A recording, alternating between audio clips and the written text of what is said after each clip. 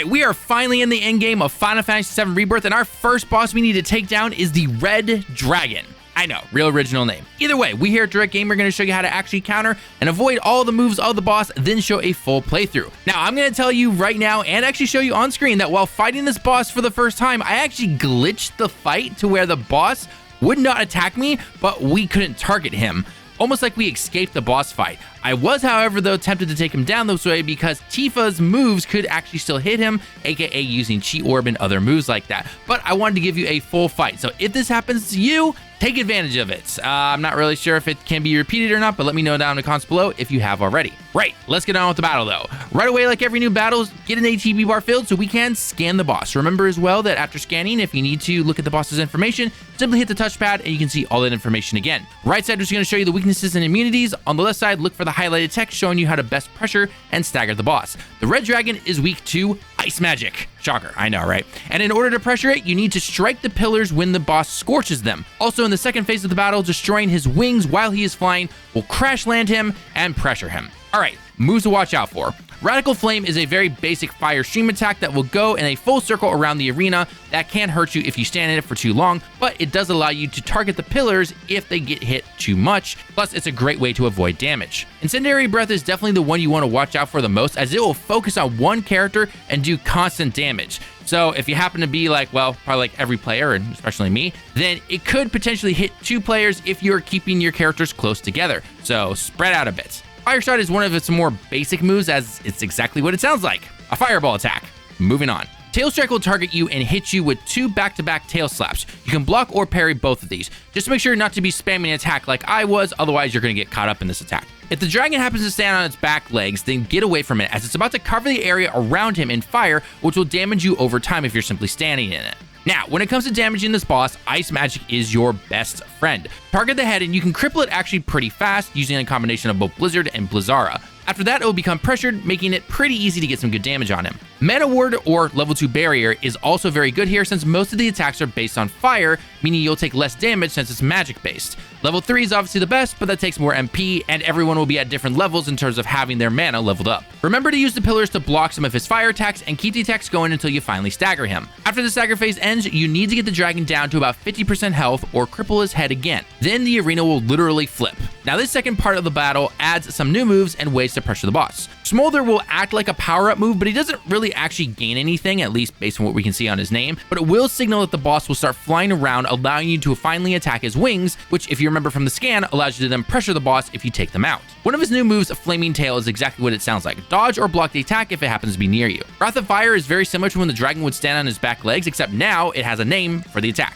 I know, real original. Best to back off away from this attack until it's over, but it does give you a good chance to use some of your long-range attacks. Linear Eruption is basically a more powerful fireball attack from the start of the battle, so it's best to just simply move out of the way or have a potion ready just in case. During the time that you're attacking its wing, crippling only one of them is going to have the boss crash to the floor and a great chance to pressure it. When it gets back up, cripple the second wing, and that's going to be even more pressure for you, which means more damage. Okay, now the big move that can wipe you out if you are not prepared is when the dragon flies to one end of the room like you see on screen. From here, it will use Crimson Breath 3, where most of the floor will basically become lava. Now, it will attack you one of two ways. Either A, it'll shoot at its feet and then towards the opposite side of the room, or it'll start at the opposite side of the room going towards him. So you might be asking, wait, so how do I dodge this if it covers pretty much the entire room? Well, I have to ask one simple question then. Did you happen to target the chest at all when you're going for the wings, or did any of your attacks hit both the wings and the chest? Yeah, neither did I, and probably like 90% of the players. So this attack is all based on where the chest HP is,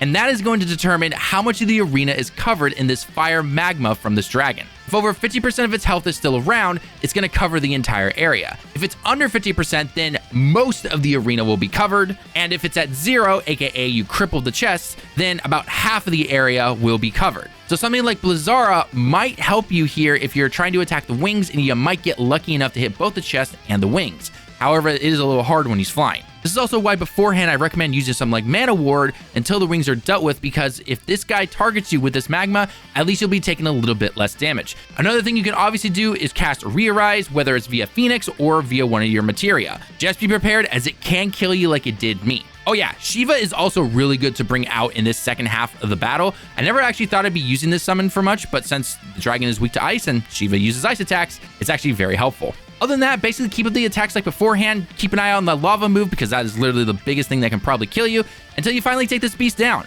Oh, and yes, that planet's protection limit that I used at the end of the battle instead of healing wind was 100% on purpose and not at all on accident. Yeah. Now, here's a full run of the boss fight sped up a tad to show you how to take the red dragon down. If you enjoy the guides, then a like on the video shows us that you enjoy this type of content, and don't forget to check out our other Final Fantasy VII Rebirth boss guides, summon guides, and playlists in the top right corner and pinned comment. Thanks for watching the video. I've been Talon with Direct Gaming. I hope you have a great day and week, and we can't wait to see you all in the next one. Johnny.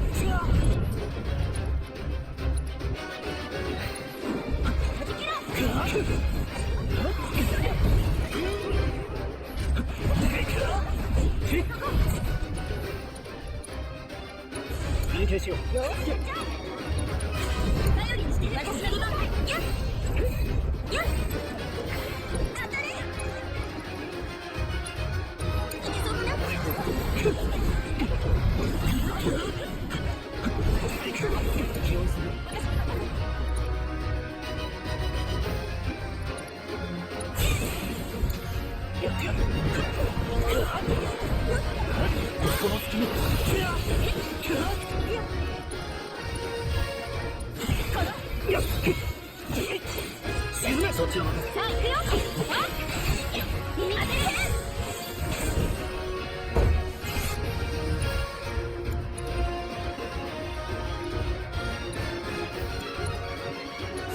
よろしくね。頑張ってね。ちょうだい。はい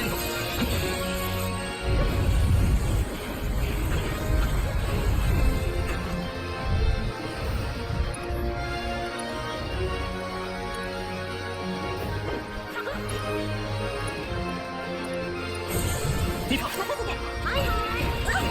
こっちここ。どう？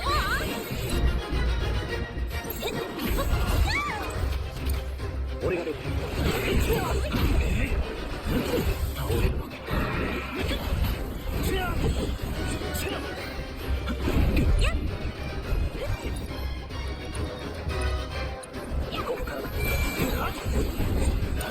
お任せあれ。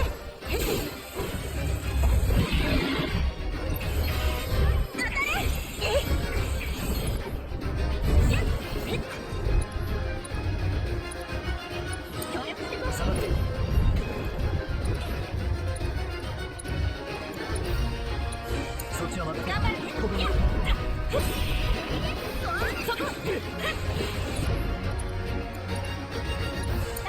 私の出番。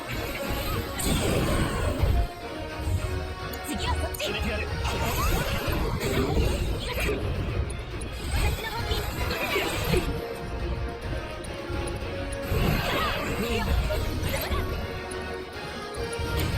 このまま決めよう。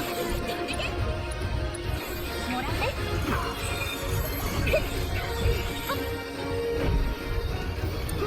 よしやっちゃおう。もう怒った。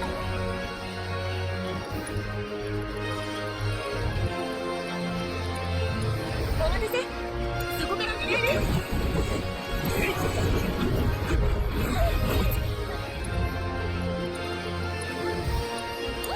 切り抜けて。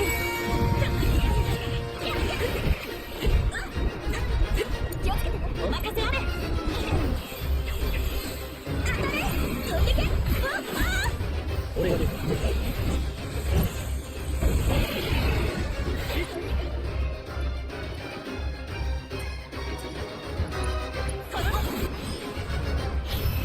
どうぞよろしく。